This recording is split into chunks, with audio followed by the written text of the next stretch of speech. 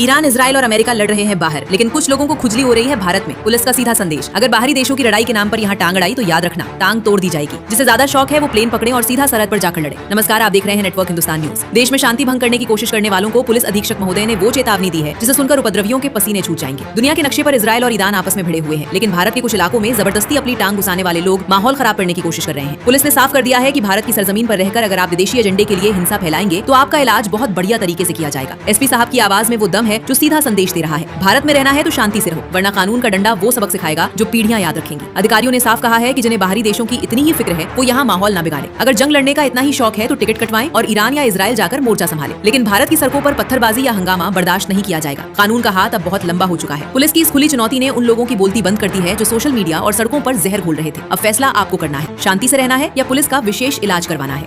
बहुत सारे लोगों को ना उनको खुजली इस बात की मची है कि साहब झगड़ा तो हो रहा है ईरान के इजराइल के बीच में और वो बीच में ना अपनी टंगड़ी घुसाए पड़े हैं। भाई अगर इतनी दिक्कत है तो आप बैठ जाओ जहाज में। जब जहाज लेने जा रहा है वहां ईरान में फंसे हुए भारतीयों को, तो जहाज में बैठ जाओ और चले जाओ और जाओ लड़ो ईरान की तरफ से, लौट के आ जाओ। लेकिन किसी दूसरे दो देशों के बीच में झगड़ा हो रहा है और उस झगड़े का अगर हमारे देश में कानून व्यवस्था पर कोई असर पड़ेगा तो हम फिर इलाज करेंगे बहुत बढ़िया वाला। कहीं पर किसी भी प्रकार का किसी नमाज में, अलविदा की नमाज में या जुमे की नमाज में कोई भी किसी प्रकार के किसी देश के विरोध में, किसी के विरोध में कोई स्लोगन, कोई पट्टी, कोई नारा, ये नहीं होना चाहिए। हम हिंदुस्तानी हैं, हम भारतीय हैं, हम यहाँ सुकून से रह रहे हैं। दो देशों के बीच में, चार देशों के बीच में जो लड़ाई हो रही है वो उनके अपने अंतर्राष्ट्रीय मुद्दे हैं, वो जानेंगे उसके लिए।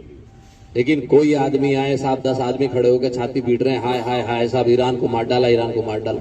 अरे भाई इतना वो है तो चले जाओ ईरान, इसको जाना।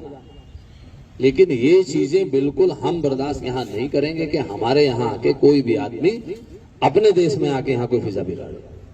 है कुछ लोग ऐसे, एक दो जगह, एक दो कस्बों में लोगों ने इस तरह की हरकतें की हैं। तो हम दूसरे की लकड़ी, जबरदस्ती की लकड़ी, अरे उनको लेने दो भाई, तुम क्यों ले रहे हो उनकी लकड़ी। अगर ईरान के और अमेरिका के बीच में कोई विवाद है या कोई दूसरे देशों के बीच में विवाद है तो वो अपना सुलझा रहे हैं। अगर जरूरत पड़ेगी तो हमारी सरकार का काम है वो देखने का। लेकिन हम इस तरह से कोई ऐसा काम करें जिससे लोकल लेवल पे स्थिति खराब हो जाए या लैंड ऑर्डर की समस्या आए, आपस में कोई वैमनस्यता आए, कुछ आए, तो वो चीज कतई बर्दाश्त नहीं होगी। ये चीज आप सबको एक बार बता दीजिएगा। और पुलिस फिर वहां तक इलाज करती है कि जहां वो पोस्टर छपते हैं ना, जहां वो स्लोगन लिखे जाते हैं, फिर उन तक का इलाज होता है। तो ऐसी सिचुएशन ना हो। प्यार और सौहार्द का त्योहार है, मीठी सिवैयों का त्योहार है, तो जरा से उसमें मिठाई में कड़वाहट 1 मिनट में घुल जाती है, तो ऐसा किसी आदमी को भी ऐसा मत करने दीजिए। और मैंने देखा है कि कुछ लोग केवल इंस्टाग्राम की रील बनाने के चक्कर में और कह रहे साहब ईरान के साथ ये हो गया, खामेनाई को मार दिया, ये कर दिया, वो कर दिया, इस चक्कर में केवल रील बनाने के चक्कर में आए और भाग गए। तो ये चीजें कतई मत होने दीजिए। आपके कस्बे का या आपके मोहल्ले का या आपके शहर का कोई भी आदमी, एक ही आदमी फिजा बिगाड़ने के लिए बहुत होता है। खुराफाती एक ही खुराफात, फिर उसको मिलके सब सारे लोग मिलके भी जब उसको संभालते हैं ना तब भी बहुत वक्त लग जाता है। आपने देखा कि संभल अभी तक भी अपनी मुख्य धारा में नहीं आया। तो ये चीज जो मैंने आपको तीसरा बिंदु बताया है, इस पर आपको विशेष ध्यान देने की आवश्यकता है। किसी को भी, ऐसे व्यक्ति को कोई ऐसी चीज मत करने दीजिएगा, वो चाहे किसी देश के खिलाफ है, कुछ भी है। भाई हमें मतलब नहीं है, उनका मुद्दा है वो जान, हमें किसी बात से मतलब नहीं है। बांग्लादेश में क्या हो रहा है या कहाँ क्या हो रहा है वो उनके विषय है, हमारे विषय थोड़ी ना है। या साहब ईरान में खामेनेई को मार दिया, या अमेरिका तो साहब अत्याचार कर रहा है, ये कर रहा है। अरे भाई 56 कंट्री है, इस्लामिक कंट्री, वो सब कर लेंगे अपना। तो हमें उसमें कोई चीज अपने ऊपर नहीं लानी है कि उसके लिए हमारे यहाँ का कोई माहौल खराब हो।